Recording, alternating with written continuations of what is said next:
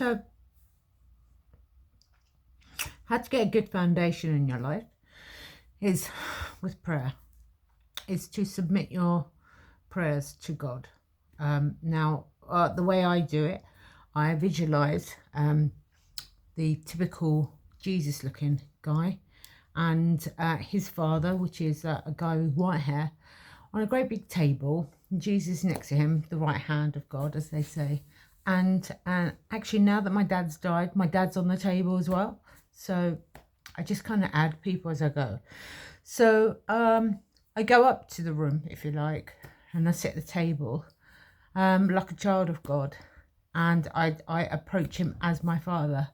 And I say, Dad or Father. And sometimes when I'm talking to other fellow believers, I always want to say, when I spoke to Dad, when I spoke to God, when I gave it to God, but I'm always kind of saying, when I gave it to Dad, which is quite funny, I think, anyway.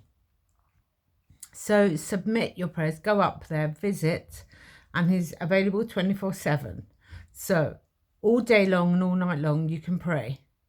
You need to invite Jesus into your heart, because no one gets to God unless through Jesus Christ. So Jesus Christ was born into flesh, so he was born into Mary and came out as a human to experience human sinful things. Although he never did a sin, he experienced it because they all gave it to him, if you like. He freed them from their sins, like, the prostitute, like the woman, like the murderers, like the tax invaders, like he, if you like, took it off them, so made it part of him, so they could be released from it, and then said, give it to me, I've got you, but I might take off a few people around you because they're not really serving you well. And he does. He will cut people out of your life to clean up your garden, as they say, to honestly, everything turns golden. I promise you, everything turns golden. I had a dream before my fiance walked out on me. So we were engaged for 6 years. So like my friends say, there's something in that, the fact that he didn't marry you after, proposing, etc. But I'm a loyal woman. I stayed there and I thought this can only improve. And the more and more I came to God, the more he became distant, actually. And I found that really weird, because I thought, oh, God's going to transform him, right? And bring him and me closer to God to have a better relationship. But anyway, it didn't go that way. And then a week before he left, I had a dream that I was in a grey building with him in it, and loads of stuff, like everything you can imagine you want in your life. The car, the house, the boat, the this, the that, everything piled up. Everything was grey. So black and white, grey, murky, full up, dusty, all of that.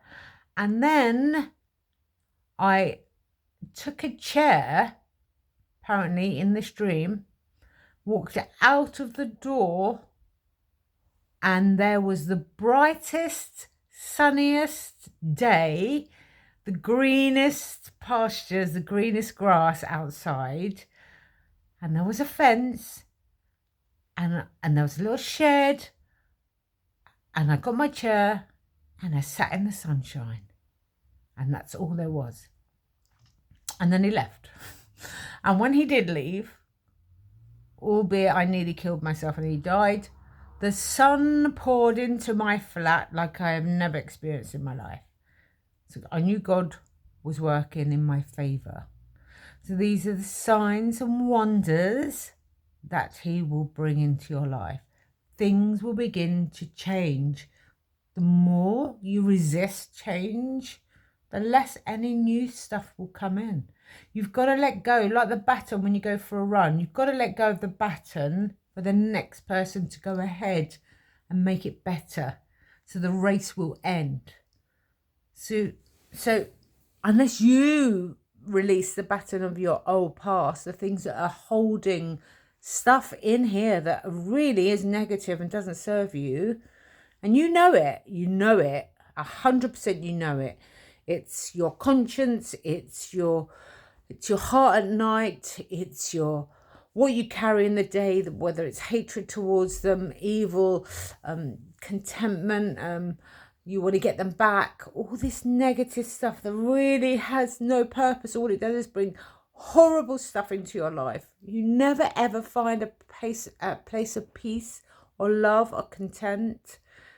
Now I always was really content, but so many things happened to me. I lost that love. I lost that place in my heart through things that happened to me. But then I became the problem for myself, because I then was so irritated, so hurt by it. I became those people. I became bitter. I became angry. I became horrible. I became their enemy.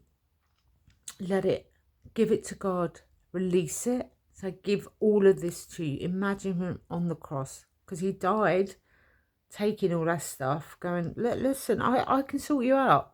It's fine. I will look after you.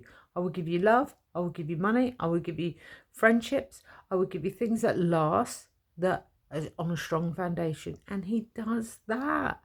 It's miraculous, beyond miraculous. So yeah, that's all I've got. Thanks.